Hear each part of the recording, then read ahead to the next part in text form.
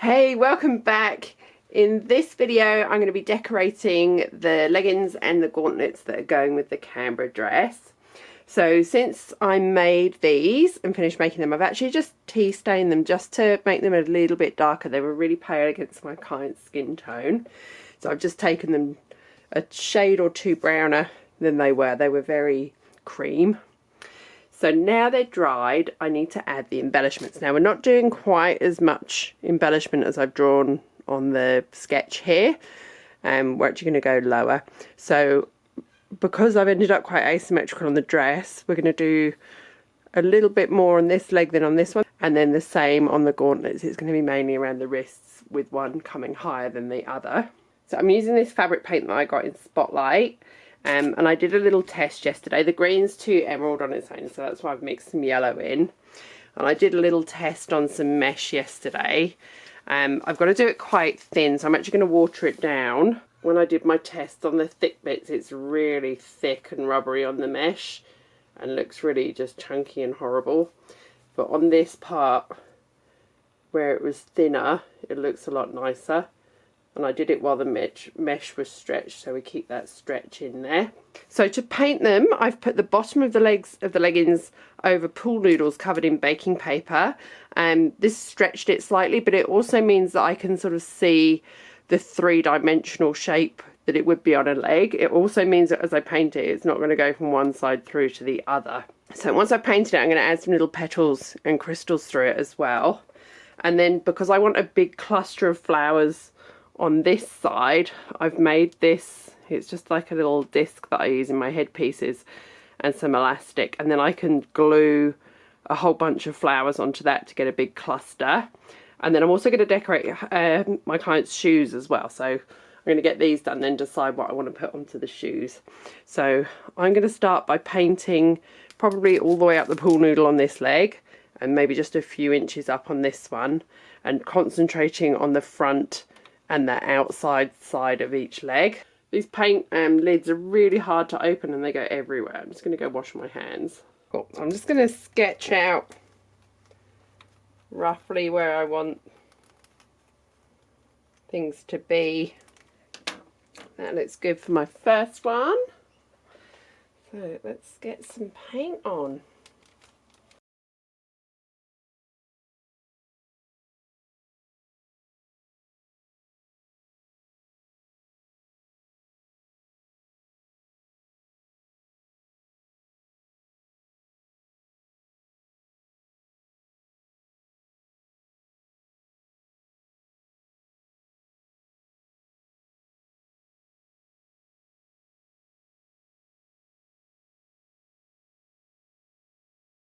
Cool, I'm happy with that to begin with. So I'm going to do the other leg, then let them dry, and then gradually work around both of them until I've done all the way around the leg. So because I've made the paint wetter to stop it going all weird and rubbery, it's spread and it's given me fatter vines in places than I wanted. But I'm going to be putting petals onto it, so I'll just put petals on the bits that have spread a lot and rhinestones, and it'll be fine. Some of them are okay. So as I do the next one, I need to make sure I don't make it as wet so it doesn't spread, because the drier bits are absolutely fine. It's mainly this big one here and down here, which is where I'm going to put petals anyway, so that doesn't matter. And the top ones are okay. Yeah, alright, so less water on the next leg. Cool. So I've done all my painting and it's dry, and now I've been pinning my flowers and petals on where I want them while I've got them on the pool noodle still. So if I put the inside seams together, that's how they look together. Then the ankle one is going to sit just below the leggings there, so I can start gluing my tulips onto that one. And then I can put them upright and then decide exactly where I want to glue flowers onto the shoes. So I'm actually going to take them off the pool noodles and hand stitch all of these into place with clear thread. And then I'm just going to add a few crystals through them as well. So I've got some SS16s and SS12s in transparent, jonquil and citrine. And I'm not going to use many. They're just going to go sort of on the tips of the petals and in the middle of the flowers, the same as I use them on the dress. So these are my leggings finished with the paint and all the flowers sewn on and the crystals as well. Next I'm going to add my flowers to the little disc which is going to sit here, and I want tulips on there. So I'm actually going to use my hot glue gun to glue tulips at the top, and then I'll glue some pansies or daffodils at the bottom. Sorry, it's up the wrong way. Goes up that way. And pop a couple of leaves on as well.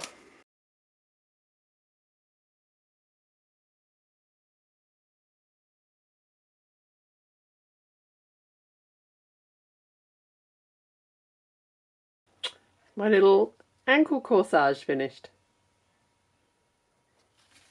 Oh, apart from a couple of crystals. Next I'm going to do Maddie's shoes, and I'm going to use regular E6000 to glue flowers onto here, and then again I'll just scatter a few of those same clear citrine and jonquil rhinestones through the flowers. I'm going to switch to the glue gun because this is taking too long to hold in place. I'm going to have to hold every flower for 5 or 10 minutes while it dries, so I'm going to switch to my glue gun.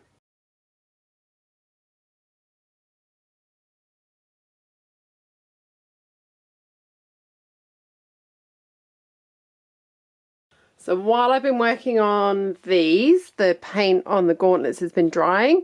So I'm going to stitch flowers and put crystals onto these the same way as I did the leggings. And then that is everything finished, and I will put everything together on my mannequin and show you the completed look for this Canberra inspired costume. So this is the look all finished. I am so pleased with how this dress has turned out. It's got all the Canberra elements in there that my client wanted. It's bright, it's colourful, it's going to look amazing on stage, and I think adding those sparkles to the Parliament House flagpole was the right thing to do, because that really stands out now. And then you just got the subtle sparkles through everything else, and yeah, it's just so pretty and so different. So hopefully people will recognise that it's Canberra. We've got that iconic mast at the top, then the red crest and the grey and white feathers of the gang, and then those bright colours of Floriade in spring flowers against our bright blue Canberra spring sky. Cool, so here is the full length all together. My client's really tall, so I feel really small stood next to it, especially with the huge headpiece. And I can barely get the long full length shot in my studio here.